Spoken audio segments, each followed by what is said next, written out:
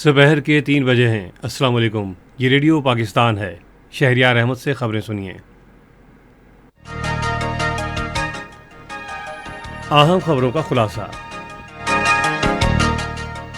33 رکنی وفاقی کابینہ نے آج اسلام آباد میں ایک تقریب میں حلف اٹھایا۔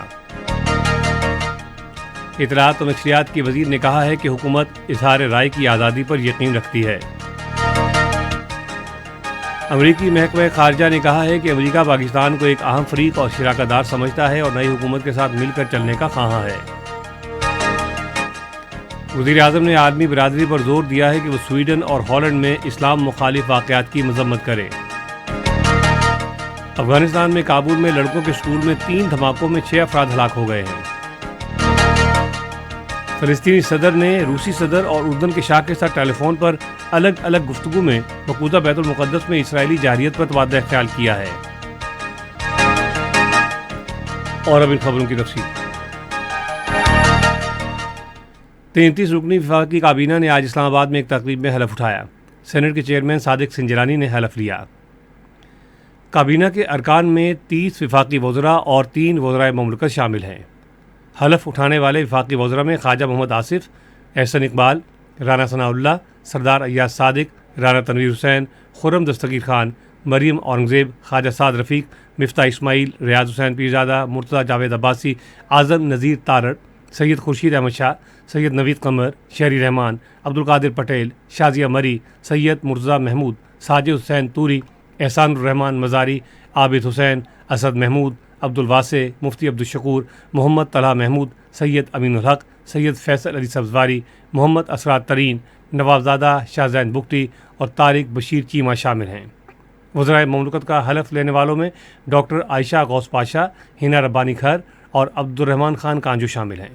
وزیر اعظم شہباز شریف بھی اس موقع پر موجود تھے۔ قمر زمان کائرہ، انجینئر امیر مقام اور اون چودھری مشیر مقرر کیے گئے ہیں۔ مریم اورنگزیب نے اطلاعات و نشریات کے وزیر کا عہدہ سنبھال لیا ہے۔ آج اسلام آباد میں وزارت اطلاعات آمد پر سیکرٹری اطلاعات شاہیرہ شاہد اور دوسرے اعلیٰ حکام نے ان کا استقبال کیا اور وزارت کے امور سے متعلق بریفنگ دی۔ اس موقع پر گفتگو کرتے ہوئے مریم اورنگزیب نے کہا کہ حکومت اظہار رائے کی آزادی پر یقین رکھتی ہے اور میڈیا ہاؤسز، تنظیموں اور صحافی برادری کی فلاح و بہبود کے لیے تمام ممکنہ اقدامات کرے گی۔ انہوں نے کہا کہ الیکٹرانک کرائمز کی روک تھام کے قانون پر تمام فریقوں سے مشاورت کی جائے گی۔ وزیر اطلاعات نے کہا کہ ملک کے مثبت تشخص کو اجاگر کرنے کے لیے سوشل میڈیا کو فعال کیا جائے گا اور ریاست اور اداروں کے خلاف منفی پروپیگنڈا کرنے والوں سے آہنی ہاتھوں سے نمٹا جائے گا۔ انہوں نے کہا کہ حکومت کے اہم ترقیاتی منصوبوں کی تشہیر کے لیے وزارت اطلاعات کا کردار اہم ہے۔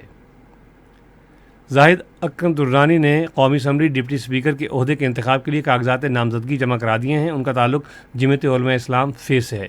کسی اور امیدوار نے کاغذات نامزدگی جمع نہیں کرائے۔ ڈپٹی اسپیکر کے عہدے کا انتخاب کل پارلیمنٹ ہاؤس اسلام آباد میں ہوگا۔ قومی اسمبلی کا اجلاس اسپیکر راجہ پرویز اشرف کی زیر صدارت پارلیمنٹ ہاؤس اسلام آباد میں آج دوبارہ شروع ہوا۔ ایوان میں آج نجی کارروائی کا دن ہے۔ امریکہ پاکستان کے ساتھ مل کر افغانستان کو مزید مستحکم، محفوظ اور خوشحال بنانے کے لیے کام کر رہا ہے، جہاں اقلیتوں اور خواتین سمیت تمام افغانوں کے بنیادی حقوق کا احترام کیا جائے۔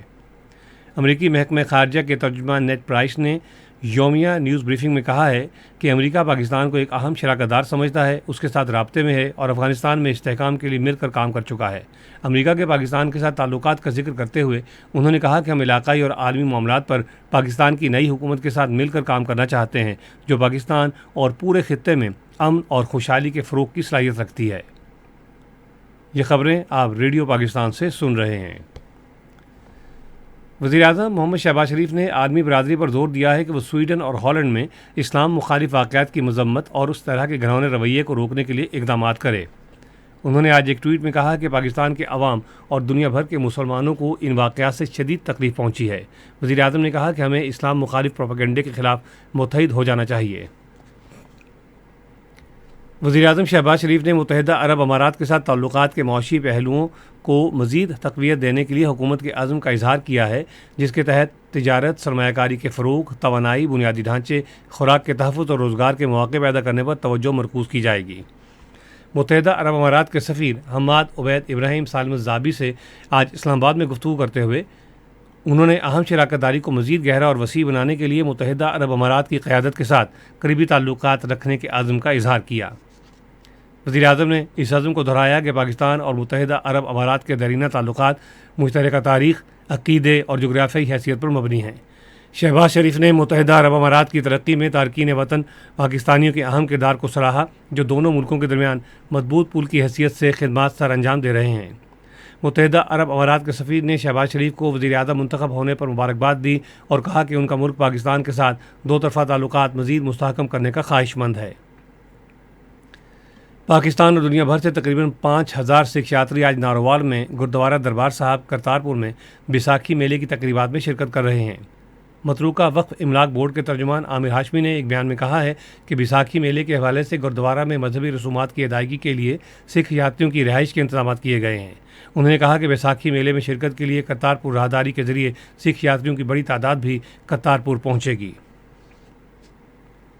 افغانستان میں کابل میں لڑکوں کے اسکول میں 3 دھماکوں میں 6 افراد ہلاک اور 11 زخمی ہو گئے ہیں۔ کابل پولیس کے ترجمان خالد زدران نے کہا ہے کہ دھماکہ عبدالرحیم شاہد ہائی اسکول میں ہوا۔ اسکول دشت برچی کے علاقے میں واقع ہے، جہاں زیادہ تر ہزارہ برادری آباد ہے۔ اسرائیل کے جنگی طیاروں نے گزشتہ رات غزہ کی پٹی پر بمباری کی ہے۔ غزہ میں فلسطین کے سیکورٹی حکام نے کہا ہے کہ جنگی طیاروں نے مسلسل 7 فضائی حملے کیے، تاہم ان میں کسی ہلاکت کی کوئی اطلاع نہیں ملی۔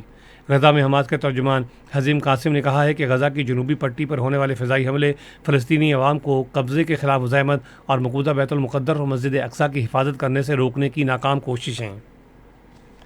فلسطین کے صدر محمود عباس نے اردن کے فرمانبرا شاہ عبداللہ دوئم اور روسی صدر ولادیمیر پوٹن کے ساتھ ٹیلی فون پر الگ الگ گفتگو میں مقبوضہ بیت المقدس میں اسرائیلی جارحیت پر تبادلہ خیال کیا ہے۔ انہوں نے دونوں رہنماؤں کے ساتھ بیت المقدس کی صورتحال پر تبادلہ خیال کیا اور کہا کہ اسرائیلی فوج پرامن عبادت گزاروں کے خلاف ظالمانہ ہتھ کنڈے استعمال کر رہی ہے اور بیت المقدس میں بین الاقوامی قانون کی خلاف ورزی اور اس مقدس شہر کی قانونی اور تاریخی حیثیت کو پامال کر رہی ہے۔ محمود عباس نے کہا کہ بین الاقوامی قانون کا احترام کرنے، فلسطینی علاقوں میں اسرائیلی قبضے کے خاتمے اور فلسطینیوں کے تحفظ کے لیے اقدامات کرنے کی ضرورت ہے۔ روس کے صدر ولادیمیر پوٹن نے کہا ہے کہ یوکرین میں اس کی جارحیت کے خلاف عائد کی گئی مغربی پابندیاں ناکام ہو گئی ہیں۔ ٹی وی پر خطاب کرتے ہوئے صدر پوٹن نے کہا کہ مغرب کو روس کی معیشت کو نقصان پہنچانے، منڈیوں میں خوف و ہراس، بینکنگ کے نظام کی تباہی اور سٹورز میں اشیاء کی قلت پیدا ہونے کی امید تھی، لیکن اس کے معاشی حملے ناکام ہوئے یا اس سے خود مغرب کی معیشت متاثر ہوئی ہے۔ یوکرین نے کہا ہے کہ روس نے اس کے مشرقی علاقوں پر حملے شروع کر دیے ہیں۔ یوکرین کے صدر ولادیمیر زیلنسکی نے کہا ہے کہ ویڈیو پیغام میں کہ روسی افواج نے ڈونباس کے علاقے میں بھی جنگ چھیڑ دی ہے، تاہم انہوں نے عزم ظاہر کیا کہ یوکرینی فوجی دستے روس کے ان حملوں کا بھرپور جواب دیں گے۔ ادھر دونیٹسک اور لیوائیو شہروں میں روسی فضائی حملوں میں 15 افراد ہلاک ہو گئے ہیں۔ موسم۔ محکمہ موسمیات کی پیشگوئی کے مطابق آئندہ 12 گھنٹوں کے دوران ملک کے بیشتر علاقوں میں مطلع جزوی ابر آلود رہے گا، تاہم بلوچستان، کشمیر، بالائی وسطی پنجاب، خیبر پختونخوا اور گلگت بلتستان میں تیز ہواؤں اور گرج چمک کے ساتھ ہلکی بارش کا امکان ہے۔ بالائی سندھ میں گرد آلود ہوائیں چلیں گی۔ آج ریکارڈ کیا گیا بعض شہروں کا درجہ حرارت۔ Islamabad 32 degree centigrade, Lahore 40، Karachi 34، Peshawar 31، Quetta 26، Gilgit 27، Murree 24 اور مظفر آباد 28 ڈگری سینٹی گریڈ رہا۔